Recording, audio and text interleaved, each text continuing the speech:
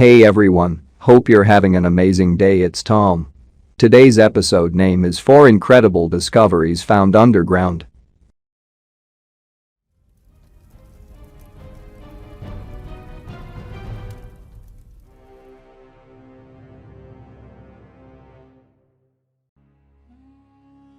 Cinema in the Paris catacombs. Police in Paris have discovered a fully equipped cinema and restaurant in a large and as yet uncharted cave. A police spokesman said, I quote, "We have no idea who built or used this device. In any case, it is one of the most interesting discoveries of Paris in recent times. 2 swastikas were painted on the ceiling, but also Celtic crosses and several stars of David, so we don't think they were extremists. Maybe a sect or a secret society. There are a number of options." End quote. A special team of the armed forces, responsible for controlling more than 270 kilometers of tunnels, caves, galleries, and catacombs, which are the basis of much of Paris, came across the complex during training under the Palace de Chalet Paul Atalet. Behind the hidden entrance was a tunnel monitored by a camera, which automatically recorded any movement in the area.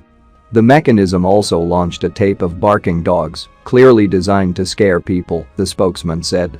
The tunnel then opened into a large cave of 400 square meters, about 18 meters underground. It was an underground amphitheater with terraces carved into the rock and chairs.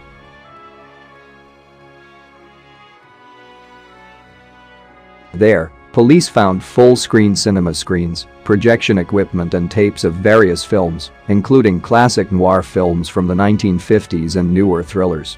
The spokesman said none of the films found were banned or even offensive.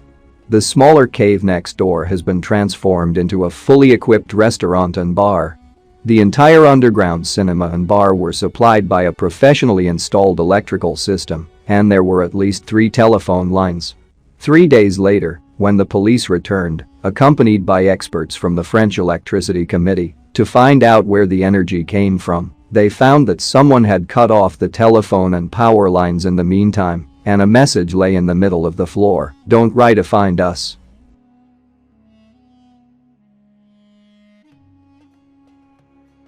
There, police found full-screen cinema screens, projection equipment and tapes of various films, including classic noir films from the 1950s and newer thrillers. The spokesman said none of the films found were banned or even offensive. The smaller cave next door has been transformed into a fully equipped restaurant and bar. The entire underground cinema and bar were supplied by a professionally installed electrical system, and there were at least 3 telephone lines. 3 days later, when the police returned, accompanied by experts from the French Electricity Committee, to find out where the energy came from, they found that someone had cut off the telephone and power lines in the meantime, and a message lay in the middle of the floor, "Don't try to find us." Etruscan underground pyramid. Archaeologists are scratching their heads over an underground find in the shape of a pyramid structure, which they found in 2014 under the medieval town of Orvieto in Italy. They hope to find answers to this mysterious place as they continue to find artifacts. Archaeologist Professor David B. George and his colleagues issued this report. I quote, "We discovered the pyramid 3 years ago, and we still have no idea what it is. But we know what it is not. It is not a quarry, because the walls are too well-shaped. It is not a well or a cistern, because the walls do not show signs of water." End quote. Archaeologists have called the site a hypogeum, and so far they have dug about 15 meters down. So far, a considerable amount of common things and the remains of statues of red and black ceramics have been found. The pyramid was sealed for unknown reasons at the end of the 5th century BC and abandoned. Of great importance here is the number of inscriptions in the Etruscan language that scientists have found, of which more than 150 have been mapped so far. A number of interesting architectural and decorative terracotta have also been found.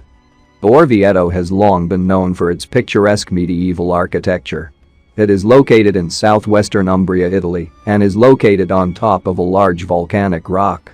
Under the walls of this mountain and in the surrounding parts of the medieval city, however, lie the ancient Etruscan and Roman remains, which have been the subject of archaeological research and excavations by various teams for decades. Excavations led by George and Bizzari have discovered monumental structures, sculptures, mosaics, embossing, inscriptions, pottery, frescoes and many other artifacts in the area.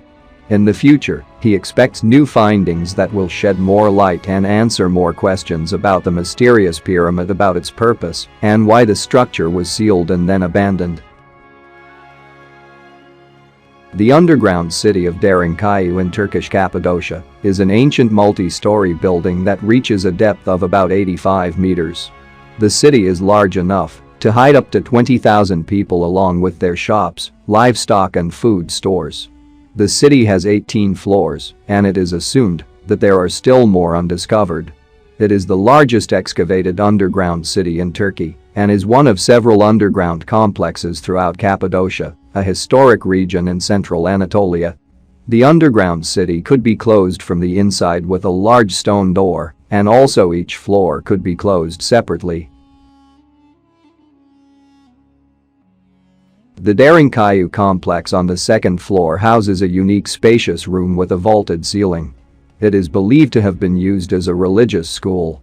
Beginning with the third and fourth levels, there are a series of vertical stairs that lead to the cross church at the lowest fifth level. A large ventilation shaft with a length of 55 meters also seems to have been used. The shaft provided water both to the villagers above and, if the outside world was not accessible, to the hidden inhabitants. The caves were originally carved in the soft volcanic rock of Cappadocia in the 8th century BC.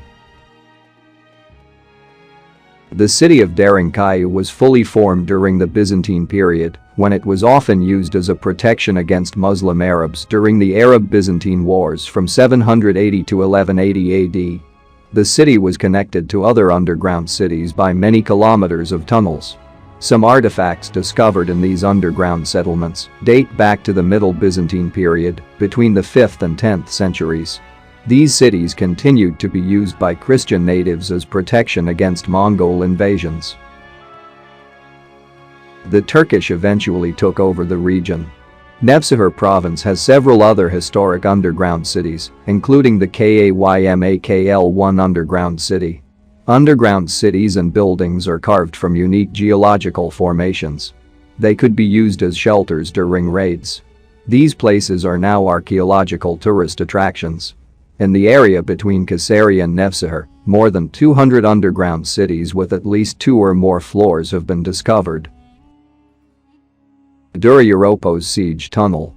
In Syria in 256 AD, 19 Roman soldiers invaded the cramped underground tunnel, ready to defend the Roman city of Dura-Europos from an army of Persians who dug there to undermine and demolish the city's brick walls. But instead of Persian soldiers, the Romans encountered black smoke that turned to acid in their lungs. Their crystal-headed swords could not match this enemy, and the Romans suffocated and died for a moment, many with a bag of coins still hanging in their belts.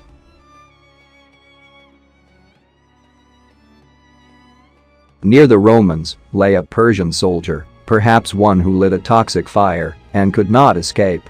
He was himself in mortal pain and desperately tried to take off his ring armor as he choked. These 20 men fell victim to chemical warfare. And what happened then? The Persian Empire wanted to seize the Syrian city of Dura-Europos. The city, which rests on the Euphrates River, was at that time a Roman military base, well fortified by meters of thick walls.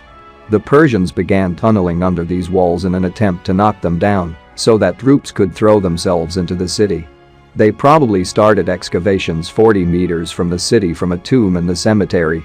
Meanwhile, Roman defenders dug their own tunnels against the Persians in the hopes of capturing the Persians before the walls.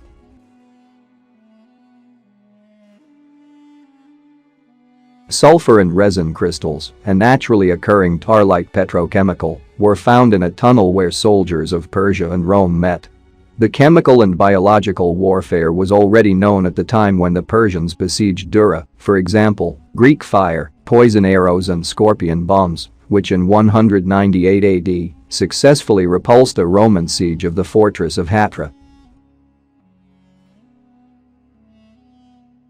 Another example was the Battle of 189 BC, when the Greeks burned chicken feathers and used bellows to blow smoke into the siege tunnels of Roman invaders. Petrochemical fires were a common tool in the Middle East, where it was easy to find flammable diesel and oily resin. The ancient armies were infinitely creative. When Alexander the Great attacked the Phoenician city of Tyre in the 4th century BC, an unpleasant surprise awaited him. The defenders in the shields heated fine grains of sand until it was hot and then catapulted the sand down onto Alexander's army. These tiny pieces of red-hot sand went right under their armor and essentially sealed into their skin. Thanks for watching this video, and if you like it, please remember to give it thumbs up. Leave comment below, I'd love to read from you, and if you're not subscribed, click subscribe and also click the little bell icon so you'll immediately get notified of the next video that I publish. Thanks again for watching, and I will see you on the next video.